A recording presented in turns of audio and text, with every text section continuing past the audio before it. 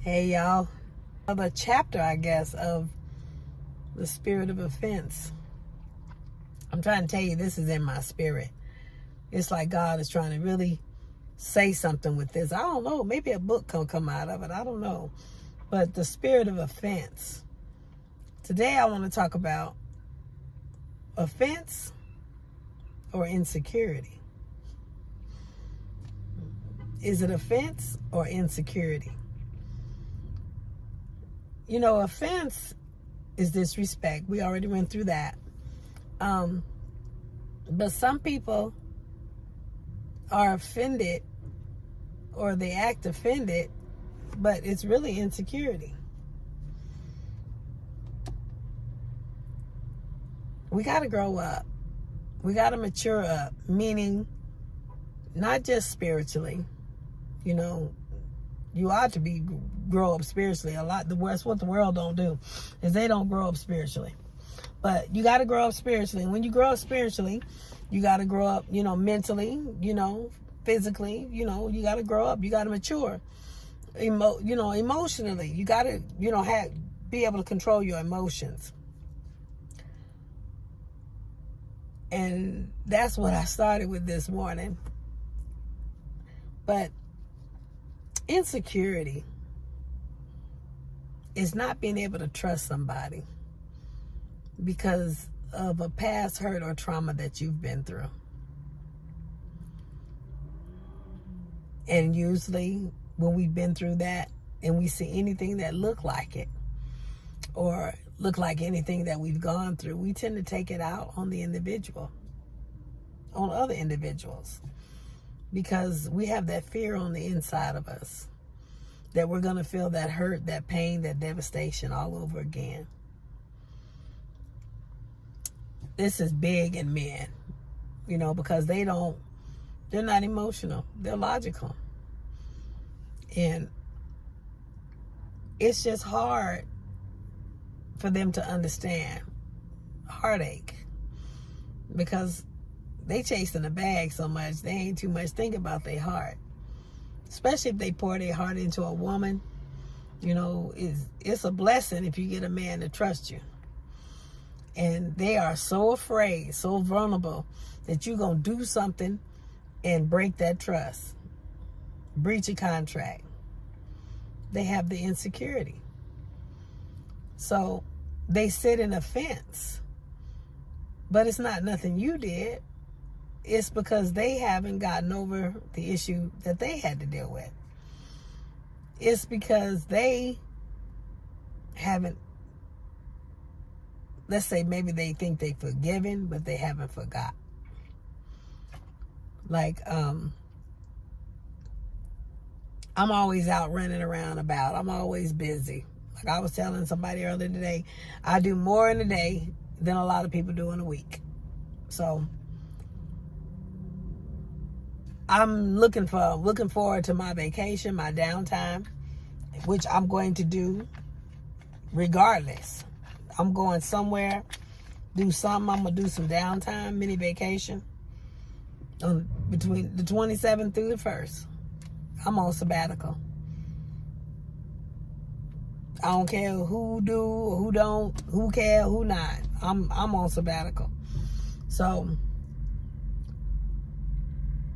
people that are used to somebody always being there at their beck and call, they have this entitlement spirit. So when they can't get a hold of you, it causes injustice inside them. Like, what's going on? It's a trigger, basically. It's insecurity is what it is. But I just happened to be running around and I had a lot on my plate. So a particular individual got bent all out of shape.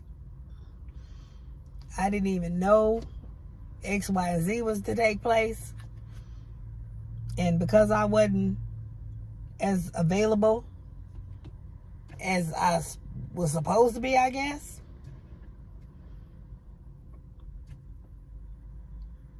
they feel offended. Well, let's just say they acted like they had an offense. That's another issue. Some people get offended about being in a position that they're not in. You know, women, they have that term wifey. They play wifey. They play the role.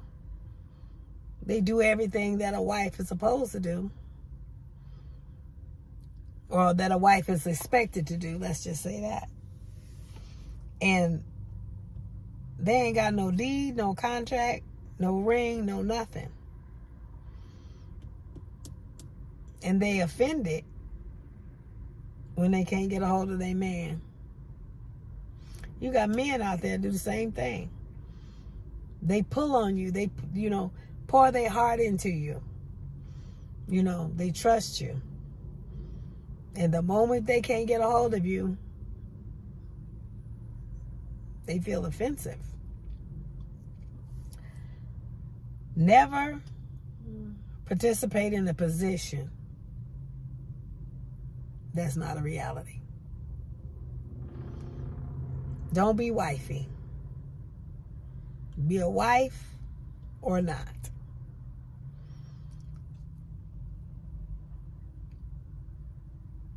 Now, some people think that just because they play in the role, that everything is supposed to be status quo. We're supposed to be getting to that point. But my grandfather always told me that if you got the cow at home, why you gonna go out and buy milk? What's the point? So, men are very insecure in that area, especially because, like I said, they don't work on their emotions. And if they've been hurt by a woman that's violated them, devastated them by cheating on them or anything like that, naturally, they're going to be skeptical about any other female that they talk to or pour their heart into. That female ain't got to be doing nothing. Just minding her business, doing what she do. But if it look like, he can't get a hold of her when he want to get a hold of her, that entitlement spirit, if he can't do what he want to do with her when he want to do it with her, then naturally she must be looking at something else. She must be interested in something else. And my antidote to that is, you can't tame a woman that's got it all together.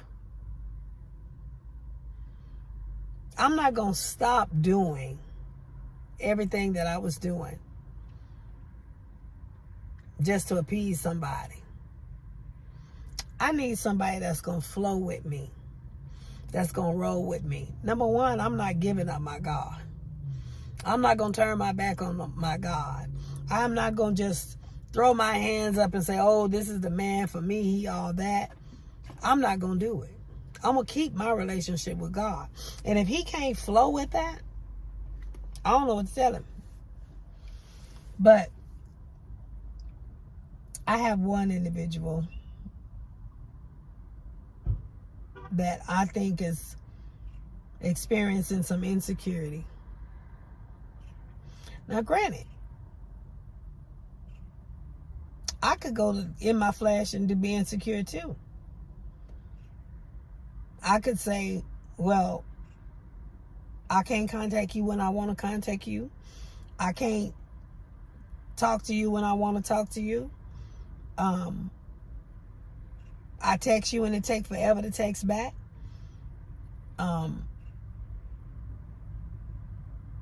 You always hanging around your baby mama. You always hanging around all that. How do I know you ain't having makeup sex or whatever? I could go there too. But you know what? I give it to God. Because God knows what's going on. God understands truth.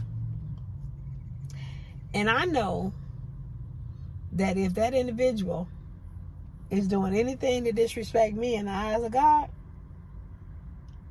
God gonna take care of it. So I don't stress and worry about stuff like that. I'm not insecure about that.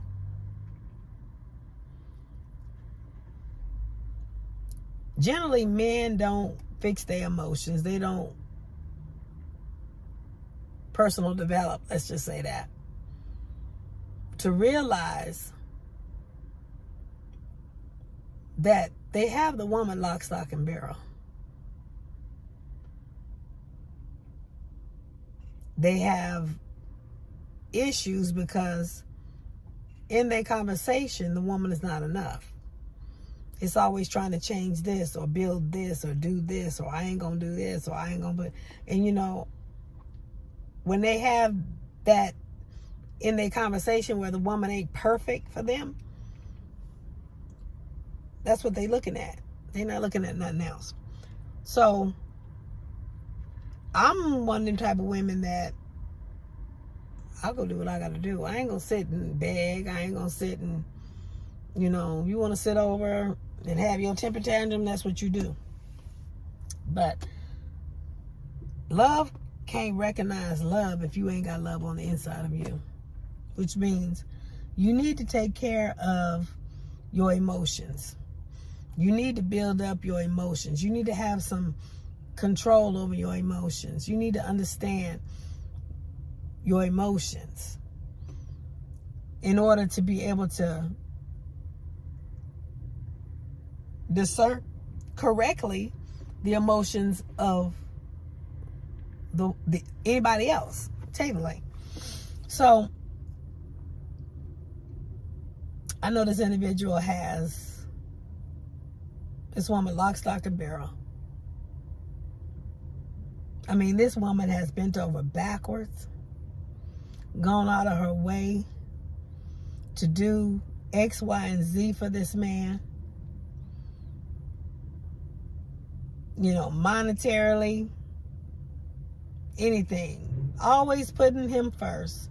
You know, she'll always sacrifice just to make sure she got. And because this man is full of insecurity, the moment he can't get a hold of her because of what he's been through, suddenly he throws a temper tantrum. It's become a pattern. And after a while, the woman gets tired of it. She gets tired of turning hoops and flips, trying to, you know, walk on eggshells for this individual. And he can't see the difference. Because of what he came out of, he can't see the blessing in what he has. And usually the reason why they can't come out of what, they can't see the blessing in what they came out of is because they aren't all the way out yet.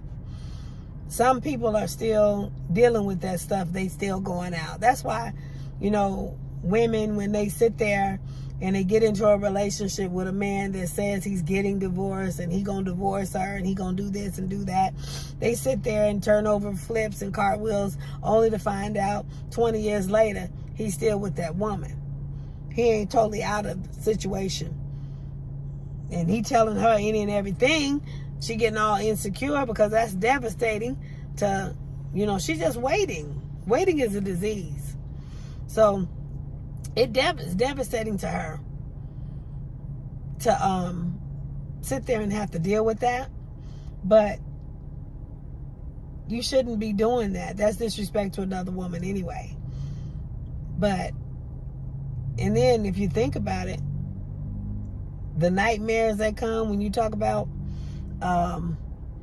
you know, your insecurities, the flashbacks or the thoughts that come in your head, like, He's with her, they have in the throes of passion right now, all that kind of stuff that go to your head. Well, you ain't got no business being with no man that's with no other woman anyway. He got to come all the way out. If he really wants you and you enough, he would be all the way out of that situation. So we create insecurity in our own self when we sit there and do positions like that. We put ourselves in positions like that. Men, like I say, I'm dealing with an individual that can't see lock, stock, and barrel. Because number one, in the conversation, she's not enough. He's still trying to fix her, make her the perfect woman, get her to turn a few more flips, a few more cartwheels, trying to put her together like silly putty, trying to see how far she'll go, how far she'll bend. And the thing with that is, when you have a woman that is set in her ways, when she's got her own self together, when she got her own career, when she's doing her own thing, you can't come in and tame that woman. And in trying to tame that woman, you will lose that woman. You will, next thing you know, you look up and she be gone, because she's solid. You're supposed to be an addition to her life, not stress and strife and argumentative all the time.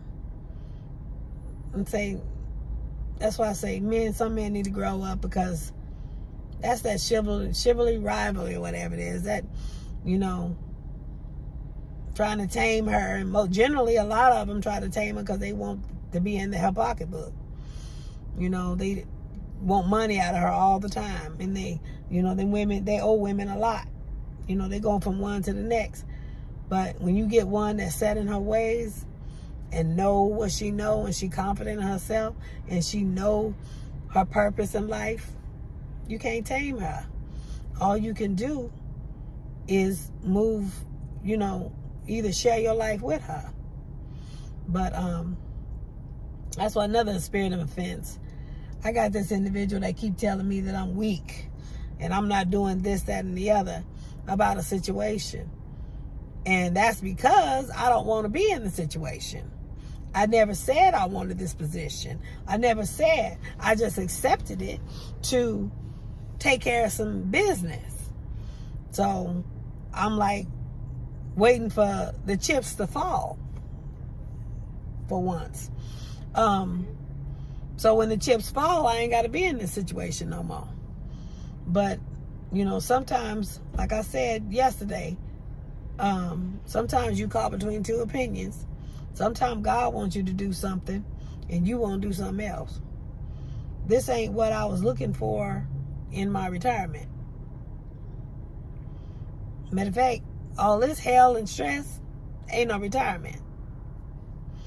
I'm getting ready to retire. And this is a stumbling block to my retirement. So it's not that I can't put my foot down. It's because I don't want the stress. I don't want the argument. I don't want to have to do that. I'm trying to retire. Now, I can put my foot down. I can set some things in order. I can say some stuff and a whole lot of people be hurt. Because like I said again, I'm educated and I know it. I can hurt some feelings. That's why I stay quiet. I do. But I'm not going to be disrespected. Let's just say that.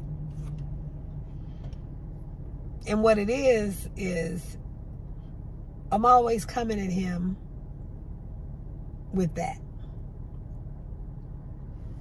He knows I know how to run things. He see it in me. He know I've been doing this far. I got all these degrees, running in the house and car and everything. Everything that I know and been through. And I'm still breathing, doing better than most. He knows that. But it's to get a rise out of me. See, if I was insecure, I'd crawl and stick my thumb in my mouth and just cry in the corner. But it's to get a rise out of me. And the rise that he getting out of me, he ain't gonna like. But like I say, is it insecurity or offense? Is it something in you that you haven't built yourself up, matured up? Or is it something that's really offensive? You always gonna find offense when you're trying to go forward in something and you're not gonna get your way. With me, you're not gonna get your way. So therefore, a lot of people get offended with me because I'm not just gonna accept it in everything. I give enough to make an impact, but after that, you got to do something. There's got to be some reciprocity. There's got to be some pouring in. There's got to be, somebody ministering to my soul. I'm not just going to give you all I got. Be sacrificial and then don't get nothing. In the end, nothing. Be drained, dried out, burn out. Broke, disgusted, wilderness, desert. It's got to be give and take. When you pour out love, you ought to receive love. And if you ain't getting love nowhere, you'll burn out. That's when I walk away. Because I know I'll step in the flesh then. If it's not beneficial, I'll walk away. Like I say, some of these men don't know that these women are in love with them, lock, stock, and barrel. And they can't recognize that because they too busy in their mess. They too busy chasing the bag. They too busy still dealing with their past hurts and pains. They still in the same space. Like I said before. If he's still in the same space, you don't know whether he having makeup sex or if he doing 50 Shades of Grey trying to get himself off while he, call himself making her suffer for what she put him through. You don't know what's going on. When people are done, they done. They don't sit around the thing that hurt them. They really don't. So, make sure you're not sitting in the fence. Make sure that it's offensive. And you're not sitting in it. Forgive, let go. Don't let that anchor you in hell to where it changes your whole persona, your negativity. You can't even live life. You can't even enjoy life living in offense. Your life, you're just full of offense. You're just full of all this frustration and anger on the inside because you're holding on to this grudge, this bitterness. You can't do it. Make sure it's that first. And then next, make sure it's not you just dealing with insecurity. Maybe you're not seeing what you're supposed to see because the offense may be so strong to where it has you blind, to where you can't see reality. You're looking at life through shattered lenses. You're looking at life through a broken heart. And if your heart is broken, you can't receive love. It'll just pour right out and you'll never experience it because it's broken. If you pour water in a vase that's broken, it'll leak right out. So make sure you're not experiencing insecurity. make sure it's the real deal. Make sure, if it's offensive, acknowledge it, forgive and forget. Throw it in the sea of forgiveness and do what you got to do that. Move on. But if you're sitting with somebody that hurt you, you ain't never going to forget. Every time you speak to that person or see that person come around the corner, you're going to be reminded. And it's going to come up to you like old vomit. It's going to come right back to you. And you're going to keep living the same old devastation over and over and over. You got to get out of the situation. You got to get into a clean space that ain't got all that negative energy. Just like in counseling, in order to get off drugs, you can't be visiting or hanging out with the people that you was doing drugs with. You can't be in the environment that you was in. So it's the same thing with hurt and being offended. You can't live in the place that you were offended. You can't live in the place where you hold grudges. You got to let it go. And you'll never be able to move forward with anybody if you're still living in that place. Living in that negativity gonna run them off.